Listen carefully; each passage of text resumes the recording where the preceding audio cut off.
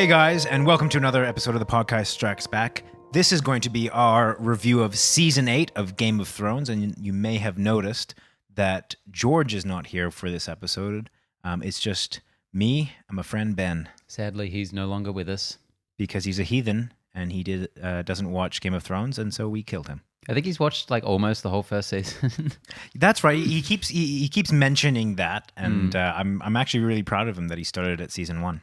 And maybe he's better off than the rest of us. We'll find out. I mean, almost certainly. I feel like anyone that's invested more than 3 seasons into this has kind of signed up to something that they can't get out of. It's like realizing that you've signed up to this 8-year contract that you have to see through. And yeah, this has been one of those watershed cultural moments. The discourse around this season in particular has been just insane. It's been like The Last Jedi stretched over 8 weeks. And we kind of talked about this on our weekly show, which is that this seems to feel like one of the last truly kind of momentously cultural events in TV. Game of Thrones started in a completely different era of TV. It's like 8 or 9 years ago that this came out. And so, the landscape has changed. I don't even think Netflix as a streaming service was around back then. Definitely not here. Yeah, so I mean, there's a lot to go through. Look, so we're gonna go through season 8 episode by episode, give our reactions and our thoughts and our feelings on that. We'll be spending quite a bit of time on the last episode, how it all wrapped up. So yeah, let's jump into this. Full spoilers for Game of Thrones, the entire series. I mean, if you haven't watched it yet, then I mean, best of luck to you. Well, actually, before we get into the first episode, Ben, do you want to just kind of fill me and the audience at home in on what your relationship with Game of Thrones has been, how you felt about it, and how you felt about coming into this season? Yeah, so it's hard to remember so long ago, but I'm fairly certain I got into it after the first season had finished, before the second had debuted. There was just a lot of word going around, like this is a show that you got to be watching. Yeah. And I remember starting to watch it, and sure enough, the first 4 or 5 episodes, I was like, man, I can't even follow this. It is so dense. Yeah. Like, it is so clearly based on a large book with a lot of backstory. And then something clicks, a switch flips a few episodes in, and you start to get a sense of everything and everyone, the players involved, the places, and then you're like, suddenly you're just like, this is amazing. Yeah. This is as opposed to being like, this is so dense. You're like, this is so dense. Like, Yeah. and it's just really cool. And then I've been watching it soon as it comes out ever since. I read the first book. That's the only one I've read. I'm not much of a reader, so even saying that much is quite a lot. Yeah. And yeah, I've definitely had my ups and downs with it. How about yourself? So I still remember watching the first season. I distinctly remember I had never heard of the books. I remember seeing a bunch of posters around Sydney. There was a picture of Sean Bean on the Iron Throne. Yep. On the big poster on the buses going around Sydney, and I kind of like, I remember thinking like, oh, this is cool little thing on HBO, and didn't think much of it until probably around a month after the first season had finished.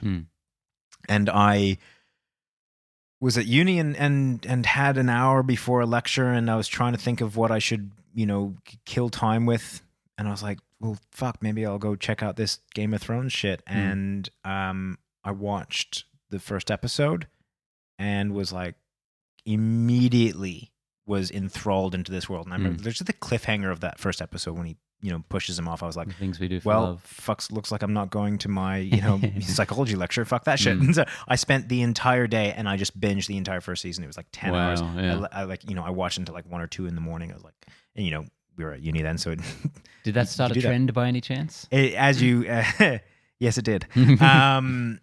So for every season since then, I have waited until the season has been completely released, and then I watch the entire season in one day. It has been my tradition for the last 7 years. The only time I have not adhered to that tradition is this year, because it just was not feasible, and I had to, watch it. Stupid girlfriend who wanted to watch it with on the date. So You're a madman. I could never believe that you were doing that. And Well- also never believed you when you said you had nothing spoiled. nothing spoiled. I mean, I distinctly remember that I knew that there was an episode that had a lot to do with Hodor. And I mean that was all I knew. And that was the one that obviously turned out to be like Hodor holding open the door. But I mean, apart from that, like there's just no real spoilers. Like I might get a snippet of this scene will center around Tyrion or something will happen, like that kind of thing. But yeah, never spoiled. But I don't think I would have been able to pull it off this season because like there's just been such an outpouring of social media after every single episode. So Yeah. I came into this. I've been incredibly throughout the series. I've been really positive about it. I'm very easy to please because this has a lot of things that just they hit my sensibilities. I love fantasy. I love kind of the political drama. I love like the far-reaching world building. Like this, just kind of it didn't matter what they did with this series. I was so on board with it. So yeah, coming into this, I just I was really interested to see how it ended. All right, well, let's get going on it. All right, well let's jump into the first episode of season 8, Winterfell. I was with season 7. I felt like that there was a really kind of a shift in the tone. Like the heroes of the story clearly stood out. Like Jon Snow was it, Yeah. Daenerys was it, Tyrion was it, and so it felt for the first time less like there was less risk to these characters because at any given time throughout the series, you felt like people could just get axed. So, and I felt like that was this first episode kind of continued on that trend of me just not feeling any danger for any of these characters because I was like, everything that's happening is just happy-go-lucky. People are meeting other people. Like I thought it was cool. Like it was kind of heartwarming, but it also just didn't have that. I didn't get that anxiety that I usually get when I'm watching Game of Thrones. I found this episode to be bereft of anything. Yeah. I actually can't remember a single thing that happened in this episode. I remember, this is the one that ends with the White Walker sigil thing, the arms. Is the episode when the no, yeah. the house. So this I House mean Umber. the big things that happened in this episode are just people like it was Jon Snow reuniting with Arya. It's I'm pretty sure that happened in this episode. Yeah, it's when all the Starks are finally back in Winterfell for the first time. Like Yeah, they see stuff Bran, happens, like- but it's all place setting, and none of it really, none of it really hit me in any way. It was fine. It was like, Yeah. Game of Thrones is back. The big cliffhanger and the biggest thing to happen in this episode was right at the very end. Yeah. When Jamie comes back and looks at Bran and you kind of get that callback to season 1 where you're like, oh shit.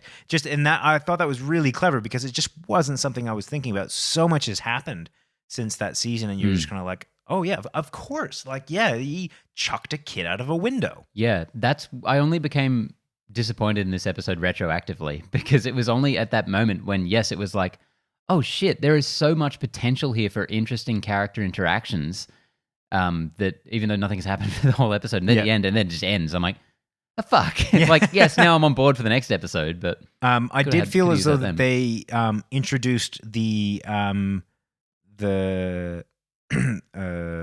Dany Sophie Turner relationship really well. What's her Cersei? No, not Cersei. Sansa. Thank you.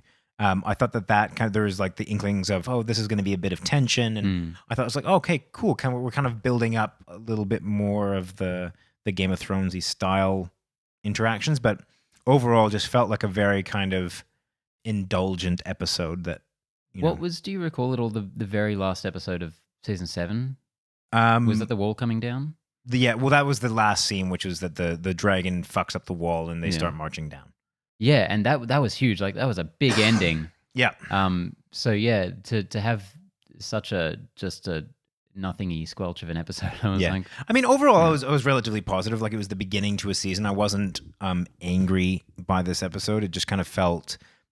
For me, my main worry was this: it doesn't feel like Game of Thrones because it just feels a little bit too safe. Yeah, I definitely wasn't angry. I would say probably at any point in this whole season, but I would say retroactively after the whole season, I would say this is a big waste of an hour of their quite limited time.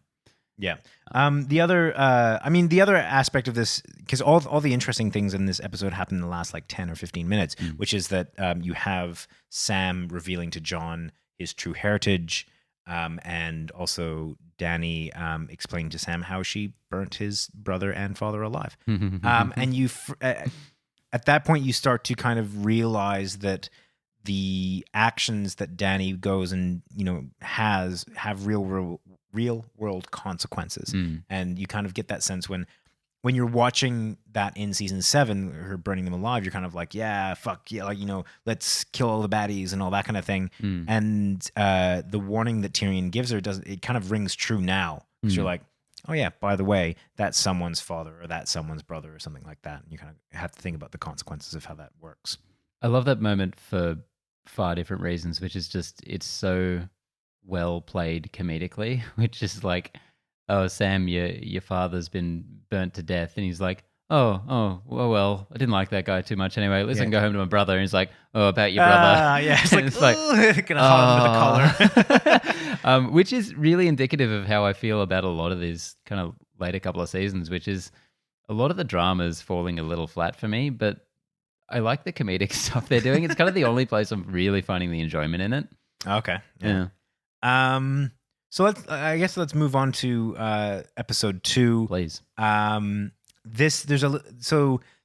This felt pacing wise very similar, but I did kind of enjoy what there's something about this episode that kept me going. So, ironically, I think this season, out of any of the seasons, would have been the best one to watch in quick succession, like in one day, because it does really feel like it's kind of this one continuous type thing, or even in 2 days. I think if you had done the first 3 episodes and then the last 4 episodes, I think that would have been the perfect way to do it. Definitely. But this one was very contained. I don't think a single scene happens outside of Winterfell. It's the first time in Game of Thrones that seems to really deal with that. Like, you're always cutting away to a new series. I don't think Cersei is shown once in episode 2. I don't recall, but it wouldn't matter much anyway. Her whole role in most of the season was just standing in her tower drinking wine, looking slightly menacing. Good on her. So I think that for me, I kind of enjoyed that. I love the claustrophobic nature of this episode, where it was not an awful lot happened, but it was very much about the kind of feel of the episode. Like, it was just this impending doom. I think some cool things did happen, like the knighting of Brienne. I thought was really cool. Yeah, I was convinced she was dead after that point. I was like, oh my god, they're gonna kill her faster than anything else. Yeah, so little happened in this episode on paper, but there was so much to the character dynamic of it. I like, spoilers, this was easily my favorite episode of the season. It was the only one I truly came away from like fully satisfied. Like, I was like, that was terrific. So much of that felt like Game of Thrones to me, which is just all these characters talking in candlelit rooms and stuff. Yeah. I really enjoyed it. And yeah, you mentioned the knighting of Brienne. That was so like beautiful, that scene. It was so good. Such a good finale to her character in a way, because like, yes, it does feel like she's going to die after that, because it's so good. Yeah. So I felt as though that was really strong. And I certainly understand why a lot of people wouldn't have liked that episode. And this episode, like a lot of the other ones, got a lot of heat afterwards. But yeah, I think it was really well executed in the terms of the quietness before the storm. They obviously took their time with this episode. They did a little bit of development with Dany and Sansa, and they obviously created quite a bit of tension towards the end again with the between Jon Snow and Dany. Him revealing his lineage. Pick your moments, John. I mean, he's honestly it's a goddamn miracle he's still alive. Oh, he's the worst. This episode was a lot of people did kind of say like, this is just the first episode again, and it sort of is, because there's not much moving forward plot wise. But There was just something about all of these characters interacting, many of whom had never met. I just so enjoyable for me. Like, it was very fan servicey, but just the good kind. Yeah, from like my point I of just view. love them all drinking wine around a fire and thinking Mm. like, yeah, these are we've seen all these different stories and these characters and seeing them in a room together in this kind of slow, silent episode is really nice. So, Mm. which obviously leads us into the Long Night, which so I think was the first of the episodes that were really heavily criticized. I didn't actually see this one. Oh, yeah, good. I don't think anyone did Yeah. because it was so dark. Oh, I see. No, sorry. That completely flew over my head. I was like, no, I'm pretty sure you did. Yeah, just skip this one. Yeah. I mean, I love this. What was it? The cinematographer or someone that came out and was just like, "Fuck you! It's not too dark." You're not watching it right. It's Yeah. like it's made for a cinema environment. I'm like, oh well, all of us have access to that at all times. I watched it at home like as soon as it came out, which here in Australia is like 11:30 in the morning. I shut the blinds and everything, and I was just like, fuck, have I got something wrong here? Like, I can't make out most of what's happening. So this was the first one that I had watched on Foxtel Go, I think it was, which is like this streaming service, and I think that one of the things that kind of didn't sit well with me was the low quality of the streaming. I usually prefer to watch Game of Thrones in as high quality as I possibly of course, can. yeah. And so, I mean, that combined with the fact that this was so dark, it just made it very difficult. So I understand the criticism on that. I think that's probably all we need to say on that. I think that there's some really effective moments in this episode. I love the idea that beyond the fact that the battle plan was just terrible, but I mean, setting off the Dothraki and then just having them kind of like get wiped out like that, I thought was a really cool. Only half of them, apparently. Well, yeah, somehow. I'm not sure how that worked, but they were just saving the other half for something. Yeah, such an effective visual. Yeah. Really very chilling.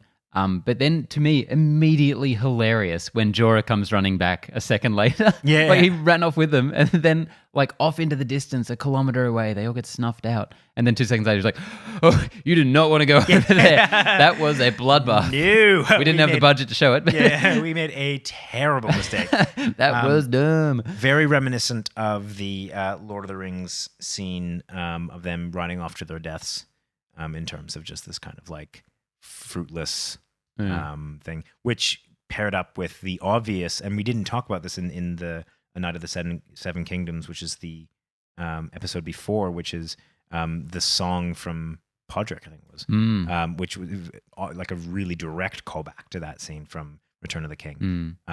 Really awesome. Yeah, Podrick, that's kind of his last moment in the series, I feel. Yeah, really pretty much. significant one. He's the fucking best. He's so good at everything. He So starts great, singing, isn't he's it? got Yeah. the voice of an angel.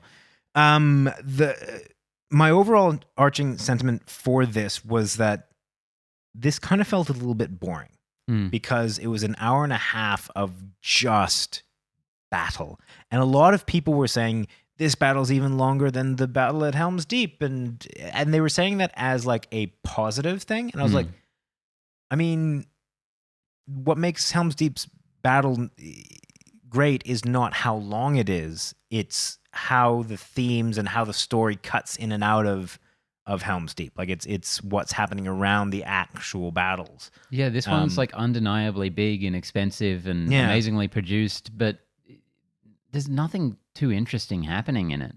For the big chunk of it, yeah, it just kind of feels a little bit like, particularly with the dragons fighting and all that, it kind of feels a little bit all right. Like, even if you're not like an amazing military tactician, like how I view this, like I'm not bothered by that stuff so much because whatever, I don't give a shit. I don't know what you do.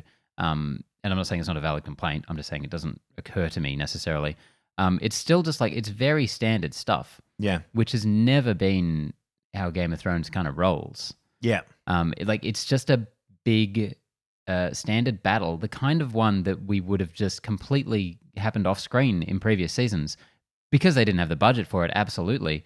But it had a happy side effect of like Game of Thrones has never been about the battles. Exactly. It has been Watching about, them in the war room before Yeah. and after, and figuring out how to, after, in the deluge of all this stuff, that was interesting stuff. And this was just like, yeah, this is how it's happening. And that's without even getting into like the logistics of every main character surviving, Yeah. with a couple of exceptions.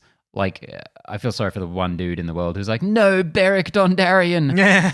But yeah, and I'm not that kind of viewer who's like, they should just kill everyone. I want to see everyone die, like, because that's real and gritty. Like, that's not what I'm about. But it definitely does feel a little weightless when it's just like, minute 45 of like Brienne of Tarth just under a pile of zombies waving her sword around. It's like, what are they even doing to her? Like, are they just gnawing it?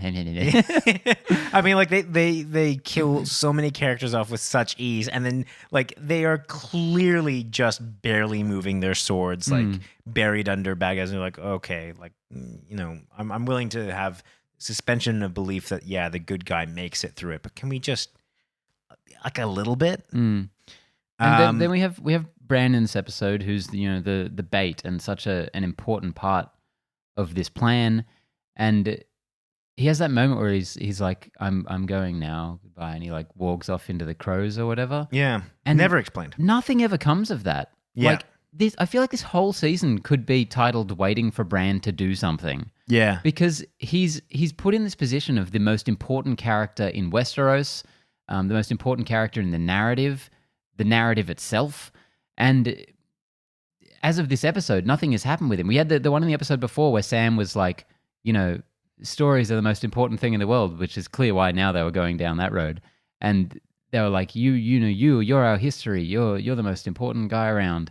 And that didn't super sell it for me. And this episode did nothing to help either. Yeah, I just like, he gets a lot of shit for like not doing anything. And it's kind of well deserved because, I mean, I don't mind this. A lot of people really hated the scene of him not doing anything. Like, but I just don't like the illusion that he should have done something. Like with him warging off. Like, fine, explain to us what that is. Like, why is he doing that? How does that fit into the story? Something. Don't just have him say, "I'm going now," and then don't explain it, because it just feels so anticlimactic.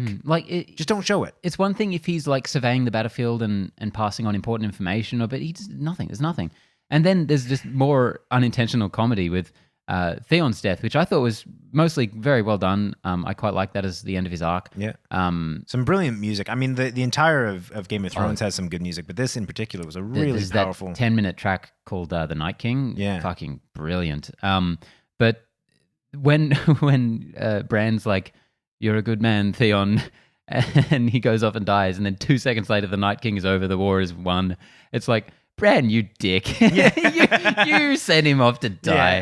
Yeah. I don't see it. I don't see how you couldn't watch that scene and not have that takeaway, which is clearly not what it's going for. But yeah, it's just funny. And then of course, that leads into Arya doing her 20-foot leap into the Night King, which is a way to wrap up the war. It's fine. Like, I'm not one of those people who's like, "Fuck, how did Arya can't?" Like, Arya has had enough training to be able to kill the Night King. Sure, that's fine. But I think the it's way more it's all around like the executed. mechanics and like the overall like, or the arc, I think felt a bit off. Like I feel like that's the kind of overarching sentiment that I had for this season, which is that they set up for a couple of things and then some of the things that didn't quite feel like they came full circle. So I mean, for me it was mostly that Arya has a lot of very cool abilities. Invisibility or super speed isn't one of them. And I just kind of feel like it's weird that that's how she killed the Night King. Like, she somehow got past all those guards by just being the wind. And got caught by the neck. Yeah, and then I thought like she was dead in that moment. Oh yeah, so did I. But I think that from there on is cool. Like, I like how she did the drop of the sword thing and then stab him, whatever. But it's just like there's conclusions to themes and storylines that feel satisfying, and then there's ones that just kind of feel a little bit rushed, and her getting to the Night King just felt, no pun intended, rushed, because there was no callback to how she was able to do that. I was fairly sympathetic to Benioff and Weiss having to wrap up so many stories that had so many loose and dangling threads set up by Martin that they maybe even he didn't know how he was going to wrap up at this point. So I did enjoy kind of how they tied in the characters of Melisandre, Beric, and Arya. Yep. Making that kind of one prophecy, and the reason that he's, the reason he exists and why he's always brought back to life is to make this be able to happen. I thought that was all cool, but part of me really held out hope that there was going to be more to the Night King after this episode. Like, Yeah. it was so just over, and dude never had any motivation or explanation. We had that very brief origin to him seasons ago. I think what, oddly enough, will fill in that gap is the spin-off series that they've already announced. I think they're kind of using that as an out. Like, we don't really need to paint too much of this because we're going to do it in a different series. Totally, and I'm not okay with that until I am potentially at one point. That's my thing. Like, it's totally unacceptable until we watch it, and then retroactively, that's brilliant. But at this point, the zombie storyline was the first thing we were introduced to in the show. It was the opening scene. Yeah. And at the end, a big thing that hurts it is 8 years of people speculating and coming up with theories and stuff. And some of them are dumb, but all of them have thought more to it. Yeah, and like some thought and consequence. And this is just like, no, it's just a zombie. Not to mention the squandering of a fairly like on the nose but interesting climate change metaphor that I thought really kind of fed into the show in an interesting way, and then just don't worry about it. Like, that wasn't it. It's fine. Yeah, I'm like, all okay, done. all right, cool. So yeah, I thought that was a bit, whatever. I think that you could tell people wanted there to be more by, a lot of people saying that Jon knew that Arya was going for it, and that he was like distracting the Night King by, yelling at the dragon. I'm like, you're reaching for shit now because, and I totally got that. I was like, I wanted there to be more of a thematic, kind of conclusion to that. I thought it was a pretty good ending for Ser Jorah. Yes, definitely. A nice little, there's only one way he could have gone out, and that's probably it. And I think considering how the rest of the season goes, I'm really glad that that's how he died, and he didn't have to kind of watch what happened next. So yes, it's at this point retroactively, it seems like a small mercy. Really exciting. Just quickly, I was really expecting Grey Worm to die. There was so much focus on him. He had such a good role in the episode, and he was pretty high up in the death pools. But I am glad that he didn't. Yeah, considering how he's used for the rest of the season, I think and we'll get to that. Unsure.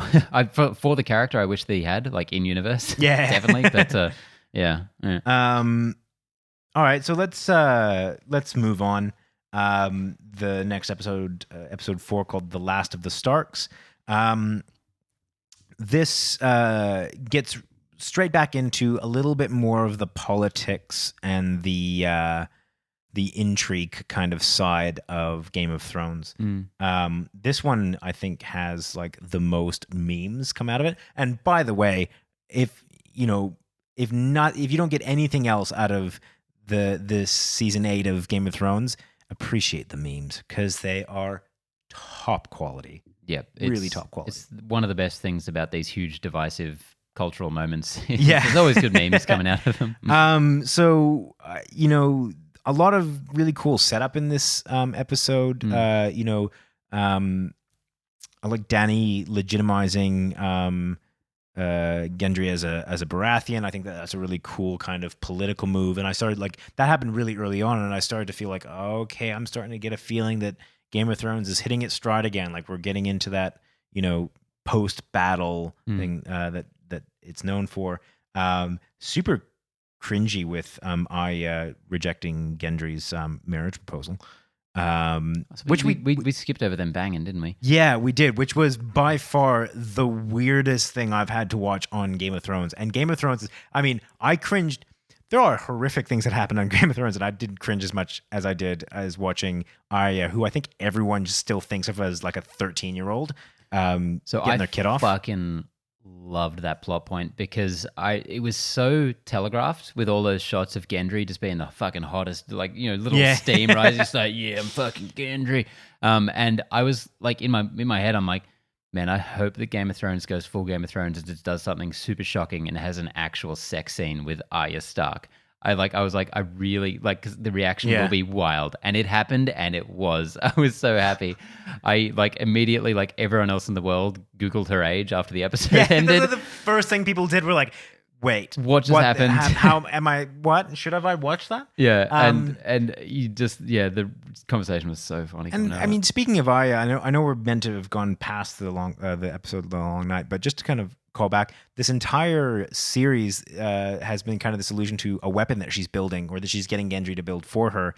And there's a lot of kind of intrigue about the weapon and all that kind of stuff. And when it first, when the weapon is debuted, I suppose, did you feel a little bit underwhelmed by the actual weapon? Like, I thought that what she was doing with it was really cool. Like the fight scene that she's in, awesome. But I don't know. There's something about, I wanted the weapon to be a little bit more cool. That I never attached to that plot point whatsoever. Didn't occur to me. It's such a small little thing. I just feel like this season is kind of defined by build-ups and then just kind of feeling like oh, okay. Sorry. So yeah, Last of the Starks. This is where you, as I said, get back into the kind of more political aspect and obviously taking some time to address the Jon and Dany kind of relationship. Yeah. Which I thought, I thought this is one of the stronger ones coming off the back of the Battle for Winterfell. I thought that this was really cool. I feel like this is probably a good place to jump into that relationship. Because we haven't really said yet. I've never had any investment in those two characters together. Never believed them as some, romantic couple for a second. Which is such a huge problem for this show when the this crux entire of it is, season hinges on that relationship, and it doesn't work one iota for me. Yeah, it's never felt as natural as the other relationships in this series.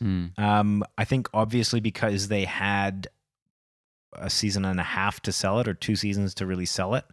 And most of the relationships throughout this series have, had 6 seasons to really sell it. They've had several pretty good ones limited to just like a season though, like. I mean, I suppose, yeah. I think that, I think the season 7 setup was pretty good. It just never felt really solid. Or natural. Yeah. And I think that might have been a thematic thing because it was just so obvious that it was the 2 main characters that should be together or getting together. Like it kind of felt a bit weird in that sense. I think one of the big, I loved the controversy around him leaving Snow and just not petting him. Ghost, yeah. Oh, sorry, Ghost, yeah. Yeah, I did not. That shat me. I What don't the even reaction know why. or that him The leaving? reaction, like I'm a fucking huge animal lover, and I don't know, it was just maybe it was because this episode after the previous one was kind of the tipping point where everyone had given up hope on this series, Yeah. and so people did, like that just being a main focus, and everyone being like, "This show sucks now. We're just gonna rag on this." I'm Yeah, like, yeah. Fuck you. I don't like that. Look, I was still very positive on this show up until this point. I mean, I You were did say positive that until the last episode. Yeah, talking about the long night now. Out of the episodes that up until 8, I did feel, or sorry, 6, I did feel as though that was the most kind of boring, but I still had a good time with it. Like This was episode 1 again for me. Yeah, going to this one, it feels like they're kind of progressing quite quickly without doing very much, which is a bit of it doesn't quite feel like the other seasons, but I'm still having a good time. Obviously, them taking out that second dragon just so out of the blue was a big shocking point. Again, felt a little bit rushed almost. It was a big mistake. It like so much of this season, everything on paper feels like the right kind of story choices maybe, but the way that this was executed was maybe people's biggest problem with this season. Yeah. Was Euron's fucking magical abilities and super arrows and the way he just comes out of nowhere with his invisible fleet. takes this dragon out of the sky, Yeah. then everything just goes to shit so quickly. It doesn't really feel like the kind of Game of Thrones gotcha type thing. Like Game of Thrones has never been about hitting you from complete left field. Yeah, it felt like a dark parody of what Yeah. Game of Thrones And does. I know that doesn't quite sound right, but all the deaths in Game of Thrones you can kind of see coming if you think of the worst of people. Like Game of Thrones is never about someone walking along a road and then suddenly an arrow gets in their neck and they're just dead. As funny as that would be. It's never that. It's, someone is plotting and, that you have to think of the worst of whoever they're interacting with. And there's a motive for someone it. made a choice or crossed someone a while ago, and that comes back to bite them. And there's that enters that level of realism while also continuing like a thematic, styling to the story. Whereas this did just feel like an arrow out of left field that just kind of takes out a character, and you're like, that's not really what we're looking for. Yeah. So I did feel that was a little bit abrupt and almost kind of convenient in a way to kind of cap off like characters that they need to get rid of or that weren't going to be relevant or something like that. Yeah, just moving pieces more. Just let's have a little sidebar here because I want to talk about the character of Euron Greyjoy, one of the most controversial elements of the past couple of seasons. The sexy rock star pirate. Yep. I fucking love him because of how much everyone hates him. And they hate him completely. It's completely justified because he is not a character. He's a plot device. And I think he's one of the first examples of that in the series. Like, he's there to get people where they need to be, to take pieces off the map. Do things, yeah. Nothing he ever does makes any sense from a logistical or a character standpoint. I only am okay with the character because of how detached I was with the show at this point. I think for me, he was this kind of wild card, entered into this very methodical thing. So I kind of justified it in my own mind as that. Like he's this, taking the wild card bitches. Yeah. Taking the chessboard and just like, shaking it and all the pieces go everywhere. And they're like, how are we meant to play he's chess just a with douchebag. Yeah, and I was kind of okay with it. In this season, more than any other, he did seem to just be there to wipe pieces off the table that needed to be wiped off. And so I wasn't overly thrilled with that. But I mean, I think it might even just be the actor. Like something about him just kind of screams likability to me. Like in terms of he's a rock star pirate. Like what? How the fuck could you not like him? Yeah. And he just plays like this shitty bad guy. Yeah, terrible character whom I enjoy. Yeah. But him taking the dragon off the board, and then we get, which is the strongest point of this episode, and potentially the most Games of Thronesy sequence that we have, which is the Missandei scene. Oddly enough, I felt very little for Missandei when she died. I was kind of like, yeah, I don't know why. I feel like I should have had more of an attachment to that character. I just didn't quite get the same kind of pull. I think the reason for that is because I was so utterly terrified for Tyrion. I was positive that they were going to just put 6 arrows in that guy. Like I was convinced. Yeah, because that would have made a lot of sense. Exactly. Because why would Cersei not kill everyone present in that exact moment? Yeah, and that's the kind of thing that was like, part of me was really relieved that he survived, but also part of me was like, okay, that feels very weird that they didn't kill him, because this is the exact sort of, what I mean is like, it's not a stray arrow. There's plenty of motivation to kill him. Yeah, this is the nadir of the series for me, the season at least. The taking Missandei as prisoner for no reason. Like, why would they take Missandei prisoner? She's nobody. Like, she's an important character. She's not an important person. Mm-hmm. They would have no clue what she means to Daenerys. Why would they parade her out on top of this wall and be like, we have Missandei of Narth? Yeah. The fuck? Oh no, we've got your translator. Yeah, and this is not just this scene, but this plot point is really the worst part of this whole season for me, because I get how much it means to, Daenerys as a character. Like, yes, this is a huge thing for her, but just none of it makes any sense to me. Yeah, it doesn't make an And awful lot of sense. You can't have such a huge character turn that we're going to get in the next episode hinging on something that just is ridiculous. Yeah, we'll speak a little bit to that when we get to the next episode. But I think thematically it does make sense for Daenerys, but more importantly for Grey Worm. I think that's a really important plot point. I think they could have done it slightly differently so that it made a little bit more sense. Exactly, 100%. But yeah, I kind of agree with you. While also I did enjoy that scene though. Like that's the problem. Like that's the thing, and that it most exemplifies. Oh no! Run! Ah! All right, guys, we're doing the rest of this without that. Yeah, we're not going to spend the time to fix that. Sorry. Leaving that in.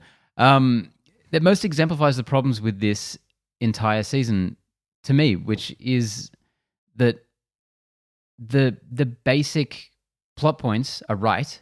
That's where it should be going. Yeah. But the execution is terrible, doesn't make any sense. Yeah. I won't go so far as to say it's terrible. I think it just feels a little bit off, which for Game of Thrones, I think makes I think a lot it's of people... utter nonsense that they would all be there in front of Cersei, who has all of her scorpions and just regular archers on them. Why the fuck wouldn't she just kill everyone? What possible reason does she have for leaving Daenerys alive at that point? Her fleet, Euron, wiped out theirs. Everyone should be dead. They should have wiped out everyone. Yeah. There's nothing in her game here to leave anyone alive there. It's her only threat in the that was world. my main, like, I mean, in terms of the practicality, it makes absolutely no sense. Yeah. Like zero at all. And I think that is one of the larger plot holes of this entire season. I think that thematically it makes a little bit of sense. And in terms of the actual enjoyment of the scene, I enjoyed it because I felt such danger for Tyrion. It was the first time that I really felt concerned for like genuine, like Game of Thrones level concern for a character that I enjoyed. But then it's completely deflated. Yeah. So look, I was still fairly positive on that though. I mean, I was so, I don't know why, but I was so forgiving on this season. Like I think I was really hinging it on how it ended. They're going to bring it home. Yeah. They're going to do it. That thing. So let's move on to one of the defining The bells. Episodes of this entire series. As you said, the bells, which is pretty much solely characterized by Dany going fucking just ham. Hitler. Yeah, basically. Yeah. And I wanted to address one of the key criticisms that people have had against this episode and the motivations for Dany doing this. And it kind of feeds into why I actually enjoyed this episode, which is people said that she turned on a dime and decided to suddenly become Sky Hitler. And I actually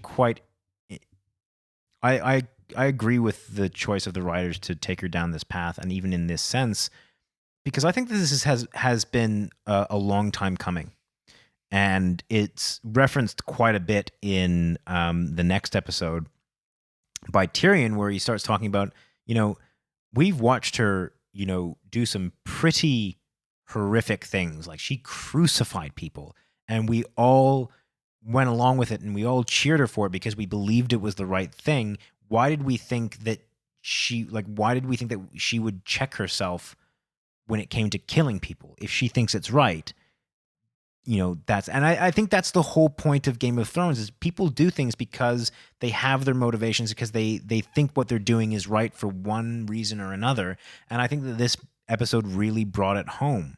I think that, Dany in her mind had she can justify whatever she needs to. So it wasn't just this snap decision of, oh, she took Missandei away from me, which I think obviously did play a part in it. But I think the whole thing combined, the fact that these people were being used against her, that she was made to look weak, that she was, that somehow that her enemies, like in her mind, all her enemies had to be destroyed, that she was, she was willing to crucify the masters type thing. Like, she has shown the penance for that kind of cruelty and almost like near psychopathy before. So I think that the characterization of Dany in this episode is pretty spot on, actually. Yeah, I'm somewhere in the middle. I think it's the right way for her character to have gone, broadly speaking. I think it's exactly what's being set up the whole time. I think the execution is way off. And I think that is, that's in people's reactions. Like, that's not how this should have gone over if it was well set up. Like, they've taken her from being a character who has a definite mean streak to her.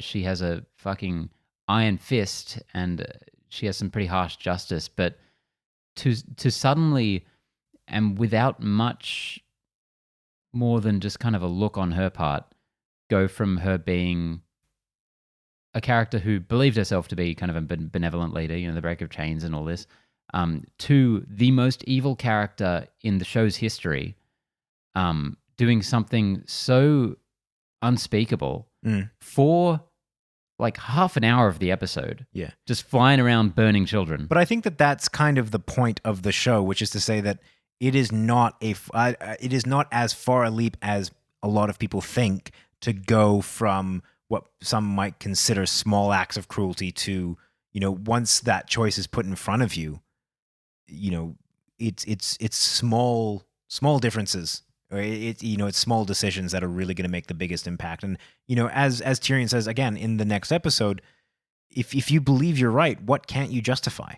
Yeah. So, we say, oh, she's become the most evil character for 30 minutes, but she's also the most powerful and, in her opinion, the most right. So there really is no limit on what she can or cannot do in her mind. Totally. And so I don't think that I don't disagree. I just really think the execution was way off. The execution of all of these executions. Like, it was just, there had to be some way that they could make her do something really despicable that played a bit better. Like, this was just like, they made it so that her enemies had surrendered, she'd won. And then she just like looks over at Cersei. Then she's like, "Nah, fuck it," and she just goes nuts. And the fact that it lasts for so long, so much of the rest of the episode. The implication behind that is, I don't think she ever planned on. I don't think that was a decision. I think that's the thing. Like, I think a lot of people are saying she, in that moment, decided to just go full ham on everyone. I don't think that in her mind there ever was a decision. And that's kind of mirrored for me and I really like the character development of Grey Worm, who has consistently been an awesome character, like, the kind of hero character, and how his, a major theme, particularly in season 8, is this whole kind of dichotomy of love and honor, and how his life was defined by honor and duty and all of that. And as soon as love was introduced into that, it all got fucked to shit. And he turned into this really, really despicable character who would take, and threw that first spear and people that were surrendering, which I don't think jives with what most people would have seen his character as. Yeah, so I didn't mind what they did with him. Yeah, so I think that kind of the parallel between how they both, again, their descent kind of mirrored. I don't think that either of them at any point planned on doling out mercy. I think that, and that was pretty clear from what Daenerys said early on in the episode, or late in the previous episode, that she had planned to just like, she'll go and she'll pretend to make peace, but she's burning that fucker to the ground. And I think that is, yeah, I don't agree with people who said that she just made this snap decision to just destroy everything. I think she had planned to do that all along. Yeah, as I said, I think all the plot beats are right. Like, I don't disagree with that at all. I just think it was just really clumsily done. I think in that sense, I think she might have held the look a little bit too long as to give the impression that was a decision that she made then. Perhaps even like a shot where she looks at Tyrion and just kind of like, this is the way it was always going to be, and then just goes. Like I don't know how to convey that. This was the episode with Clegane Bowl. Yeah. That was all right. Yeah, I mean, It the felt problem with this season is that they are capping off storylines that have been built up for 8 seasons or 7 seasons, and so like, how do you live up to that hype? I mean, the Clegane Bowl has been hyped since season 1, and that's the issue because it felt so much more, kind of a fan servicey thing. Like, this is here because people demand Clegane Bowl. Like, that's not a term in the show or anything. It's but not, oddly enough, I felt like the fight was surprisingly realistic. Like, you know, in Clegane Bowl, you'd expect him to kind of win almost, but the you know, his brother, like the Mountain, was like, nah, fuck you, like I'm that much better than you, which I weirdly liked, but also felt like it doesn't, like, it's fan servicey while also being not fan servicey. It was very bizarre. yeah, I just, I thought it was fine. It just felt like I was there because it had to be there. Yeah. And it was like, yeah, whatever. And I also did not like when Cersei just like bails. I kind of, like, oddly enough, I did like that. Like, it's just, I loved the Mountain owning what's his face, Qyburn, yeah. Qyburn. That was awesome. Yeah, I think everyone just cheered at that one moment. Yeah. But like her just being like, I'm just gonna leave you to do your thing, and just like buggering off. Yeah, it was weird, but I was like, okay, whatever. Yeah, I don't know what to make of that. Which brings us to I think a really, I guess, key point, which was the death of Cersei and death of Jaime. We didn't even talk about him having a fight with Euron, I suppose, which was just kind of. Well, no, sorry, you mean him walking around a corner and then Euron just washing up on the shore and being like, "Hey, it's Jaime Lannister. Plot device. I'm the luckiest motherfucker in the world." Yeah. God damn. Yeah, really bizarre. I was expecting more out of that plot line. But Jaime? there was the Jaime meeting up with Cersei type thing. Again, a weird kind of poetic justice to their end, though, in the terms of maybe the exact opposite of poetic justice. Actually, is I think that a lot of people wanted Cersei to suffer, and one of the things that I loved about Game of Thrones so far has been that a common theme is that heroes don't get the thanks or the rewards that they are promised or deserve. Villains don't get their just desserts. You know, the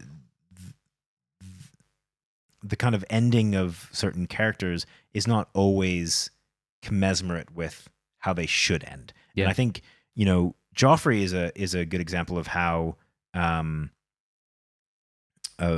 kind of the exception to the rule. But and Ramsay. But even Ramsay, I felt like I don't know why, but I felt like there should have been more. Like I felt like eaten alive by his dogs. Yeah, I know, and I feel like the amount of evil that he bestowed upon people, I was like, I don't know. I think he should. That's almost too quick of a way to go. But Joffrey was just poisoned. What are you talking about? Yeah. I don't know. I like it. Just it's a good point. All right, fine. But no, I absolutely there's agree. a little bit of me that was kind of like, fuck yeah. Like I kind of rate that they stepped back and were like, nah, we're just gonna have her. No, yeah, crushed I to liked death. how anticlimactic it was. It wasn't like a villain being defeated. It was a person just dying scared and semi-alone. Like, Yeah. I thought that was a kind of interesting subversion to how we wanted it to go. And that's one of the only subversions in this series that I thought was really had a good payoff for me. I know there's a lot of people that were pissed, and I totally understand that. Like it's pretty understandable. But in particular, Jaime squandering his entire, arc at becoming good. Yeah. And just running off, which I don't mind. It's incredibly disappointing, but in a kind of narratively satisfying way, I think. Like, sort of, yeah. This is a guy who's lived his entire life being a bad fucking dude, and then he spends a couple of years being a less bad dude. And I think kind of having him throw that all away, and I'm saying this in particular with regard to how they address it in the next episode that we'll get to, but I definitely wasn't like bitterly angry about it. Yeah. Like that was kind of an interesting choice. I felt as though there could have been a bit more of a twist or a thing, but at that point, when I had watched that episode, I was still holding out quite a bit of hope that the the ending was really going to stick, and there was going to be like it all makes sense now, like it's all been worth it type thing. So that's what the Night King was. Yeah, exactly. Like I didn't need that to be climactic. I needed the finale to be climactic, which brings us to the final episode, the Iron Throne. Makes sense. Like I said, up until this point, I had been really positive with Game of Thrones. I was very, I defended it quite a bit against a lot of people that didn't like it. But I'll be very clear. This was the first episode that I genuinely felt disappointed in. Like it was an actual letdown. Did it retroactively do that to the rest of the season? I'm not entirely sure. Because your defense of those episodes was sort of hinging on things. I think better. That's been something I've been trying to. So there's two things that kind of go into that. I've been trying to figure out how I feel about the rest of the rest of the season now that I've watched it. But also, oddly enough, the more I think about the last episode, the less angry I am, and actually the kind of more I kind of get what they were going for. And I think that has a lot to do with what you were talking about, which is that plot points or beats, when you bring it down to bullet points, perfectly fine with it. I totally get how in a writing room they, got the skeleton of this series or of this season and said, these are the points that we have to hit. And then whether it was time pressure, whether it was just not giving a shit. I don't think it was not giving a shit. There's definitely an element of it because supposedly HBO was like, we'll give you as much money, as much time as you want for this, as many episodes as you want. And Benioff and Weiss are like, we're going to do 6. Like, we're going to do 6 slightly longer episodes and we're out. I think they wanted out of this. I mean, possibly. Because I think, would you agree that a longer season would have served this better? More time to develop this stuff?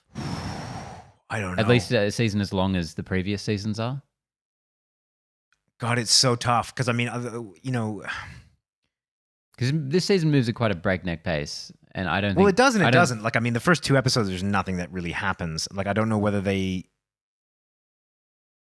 I don't know. I really don't. Like, it's kind of one of those things where you can try and imagine where it would have gone and how would have they used that extra time? What would have they done? Like, I think, again, a lot of people thought that the characterization of Daenerys was like happened overnight. It didn't. They've been hinting towards this and they've been building this characterization into her since day one. So I think that, I don't know what they would have done with more time with her.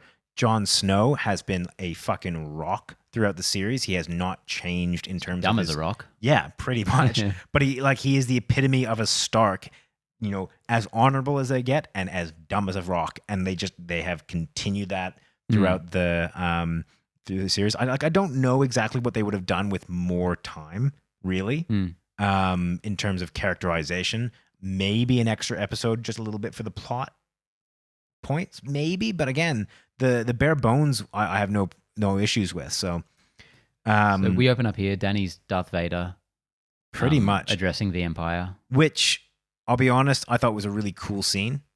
Laughably on the nose, especially the dragon. The dragon, yeah. A lot of people have said that that's a really gorgeous scene, like the most gorgeous in the entire series, and I tend to agree. It's a really, again, very on the nose, but also very cool. It's hilarious. Yeah.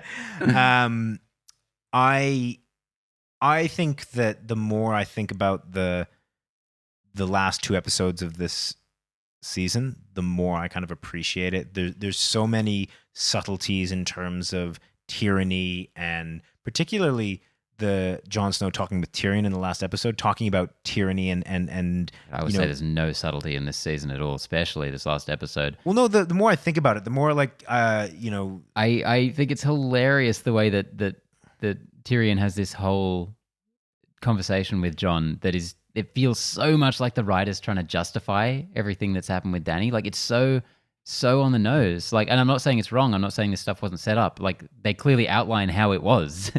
Like, it's funny. So what are you referring to? When they're in the cell or whatever, talking about, like when she's done all these things, like it's so feels like they're addressing criticisms that hadn't happened yet. I see what you're saying. And but I mean the reason that I didn't go down that route in my mind. Like I thought about it, but I was like, this was obviously written well before those criticisms came out. And I think that the writers were more willing to, up until that point, show not tell. And I'm kind of actually quite glad that they did end up telling it, because I think a lot of people didn't quite. Don't say it. Yeah, I was gonna say they just didn't get it, man. Get it, which I think is unfair. But I think it's I am so glad like that me they as a pointed Lost out. fan. Yeah, like no one got the last episode, it's man. such a terrible thing. But like I need someone to lay it out in front of me as well. Like I'm not saying like I got it and other people didn't. Like I mean, as a fan, that really crystallized for me the basic kind of characterization or really crystallized the motivation for that. So let's just run through it. Dany's evil now. She's going to take over the world. Tyrion convinces Jon to kill her, even though he tries to defend her. He goes and kills her. Yeah. Which, I mean, fine. It was really straightforward. I was, up until that point, I was kind of like still holding out hope, but felt like this is becoming very straightforward. Like kind of the arch. Yeah. And,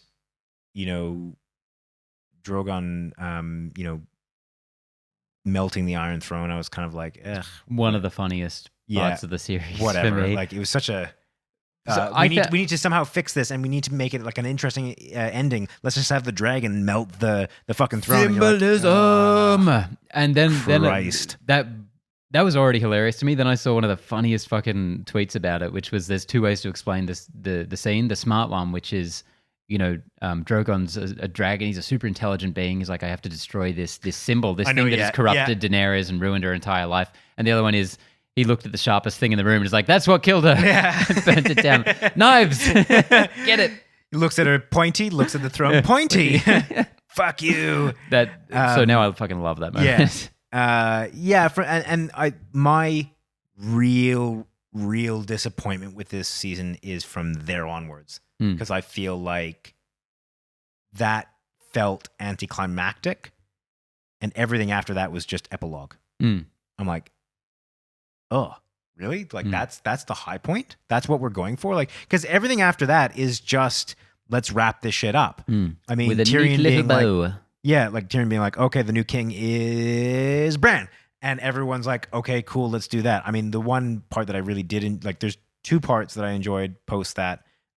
One was Sansa telling your uncle to sit down. I thought it was fucking hilarious. And also the small council talking, like the conversation, I thought was cool. But like everything just felt like, let's just wrap it up, guys. Let's, and the real climax of this series is going to be, people walking in slow motion. I'm kind of like, really? So I think this is a consequence of me being this uninvested at this point. But I really enjoyed this episode. It was my second favorite of the season. I'm okay with how everything played out in terms of the plot points. I found a lot of it funny and very stupid. But like I said, this isn't a real world to me. This isn't something I'm that invested in. How fucking ridiculous. Like, we jump ahead a few weeks.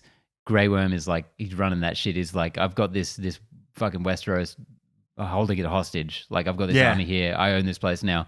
And then Tyrion, his prisoner, somehow talks everyone else there into like electing a new king and then making him the hand of the king. And it's like, all right, bye, Grey Worm. Get out. And no conclusion to his storyline. I mean, he's going to Narth. He's going to go find a new hot Missandei. Yeah, I was like, well, really? That's the conclusion to that? Like, I mean, he became a full-on... I mean, I wanted to see more justice put on him than I did with Cersei. We've known Cersei is fucking evil since day one. Grey Worm, betrayed us. I say us as like the fans. Like, he's the one that was a good person. You were the chosen one. Yeah, and decided to become evil. So, I wanted more retribution for him than I wanted for Cersei. And it was just like this, I'm going to go off now. I hated the fact that Jon got banished. Like, where everyone ended up, I don't mind. I don't mind Bran being king. I don't mind Jon going north of the wall. I don't mind Sansa being queen in the north. And I don't mind Arya going west to go explore. It's all fairly predictable and relatively straightforward. My prediction on that was closest to that was Jon was going to go up north and Tyrion was going to be king. Hmm. because I thought that Jon might kill Daenerys and then choose to abdicate from the throne and put Tyrion in his place. Hmm. It just takes all the oomph out of the ending if it's not his choice. Hmm. Like, I think that could have fixed so much of the ending for me if he was given the throne and he said no, and he decided to leave all the bullshit behind and go. It just kind of feels a little bit cheap if he was sent away and like we're meant to, assume that he's just okay with it. And it's also like Grey Worm he'll piss off, but you got to be banished, man. It's like, all right, and then Grey Worm's gone. It's like, that's fine, you can stay. Yeah. That Don't kind of worry felt about it. like And what then- should happen. Yeah. But I do kind of like how it feels like, I don't know if this is intentional, but it feels like they send him off to the Night's Watch, which maybe isn't a thing anymore. So he just leaves. And Yeah. goes up with Tormund to have some awesome adventures with Tormund, which I will watch as a sequel series. Yeah. I mean, and in terms of like just that they bring all these stories to a close, apart from Drogon, who they give this like, Bran is like, oh, maybe I'll go check that out, and then you just no reference to it at all. Like, I think this is the last time you see Bran. In fact, Mhm. like, the fuck was that? Well, yeah, I love the idea that Bran just spends all his days being a fucking dragon, and Tyrion is just running the place. Yeah, I was like, it was so utterly bizarre in terms of Mm. like, again, don't mind where everyone got to, but just how they got there in those final that final episode just felt so. I had been handling this entire season in the context of if the final episode works out well, I'm so okay with it. Mm. And it felt like there was nothing else from the rest of the season being kind of wrapped up in a satisfying manner. That's interesting because I'm a funny inverse to that, where I really like the last episode, or I feel like I would really like the last episode if everything that came before it was better.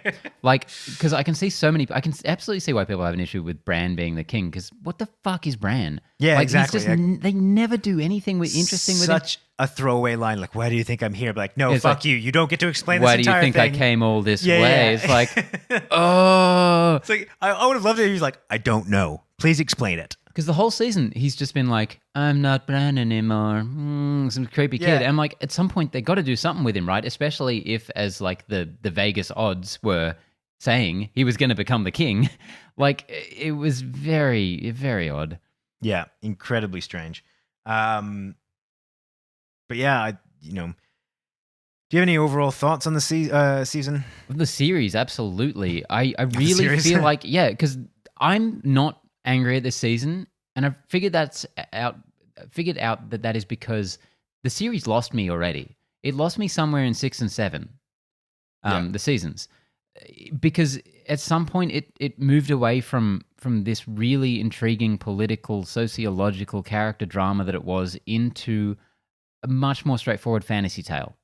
And that's also a fine thing, but it was just less interesting to me than what we had before. And I read a really interesting essay, I can't remember who it's from, I'm sorry, but saying how the reason for the change, the shift that was initially maybe even imperceptible, but just kind of, you had this feeling of like, this isn't the same show, is because Martin wrote these really interesting characters, and he layered them so densely and so realistically that their stories were born from character and the society. Like, he would write these characters and just send them out into the world, and it was like as if he had this real world running in his head. Like, their choices had real consequences. Yeah.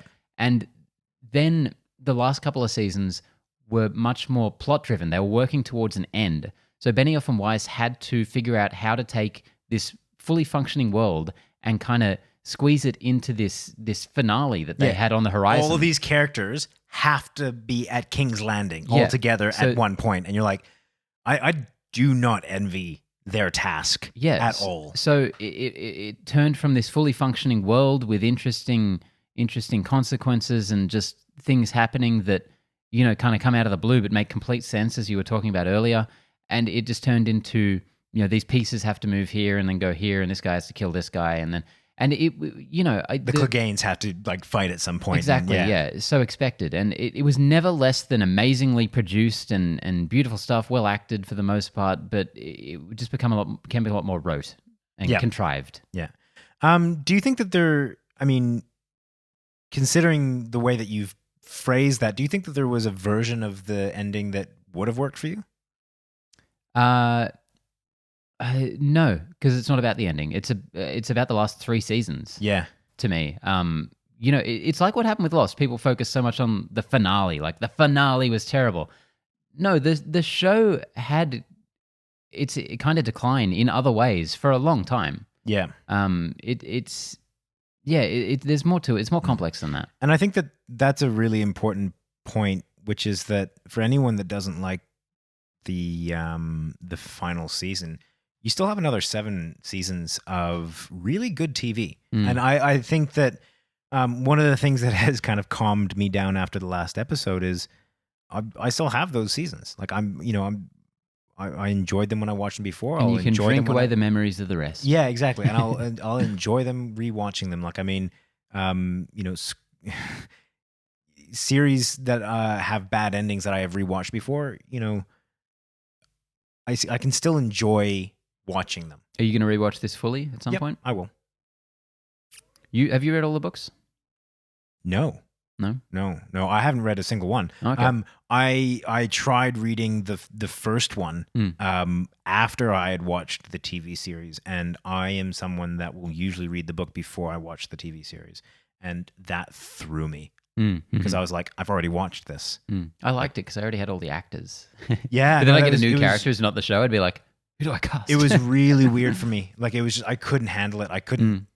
I mean, it wasn't even just having the characters, because I remember I would have read a lot of the Harry Potters after watching the original, or like after watching the first Harry Potter. So I had the characters in my head, but I was reading scenarios that hadn't already been played in front of me, and I could do that fine. It wasn't like that I had different ideas of the characters. It was just that, rereading piece for piece just doesn't it. So there's something about it doesn't work. I found that as well. The first book was so much like the first season. It was weird. Say Martin has this unbelievable productivity streak and writes the next couple of books, and they're out within a few years. What are you going to do? Are you going to read through the books? Or are you going to just read the later ones? Because no, I'll read the very angry articles about how it's much better than the series, and this is how it differs, and I'll be like, okay, cool. So that's probably realistically what I'll do. I like his responses to like, is the ending of the book going to be the same? He's like, yes and no and yes. It's like, like it's so interesting for him now because he's been able to kind of play test a lot of plot points that he probably gave Benioff and Weiss. But I think that, I mean,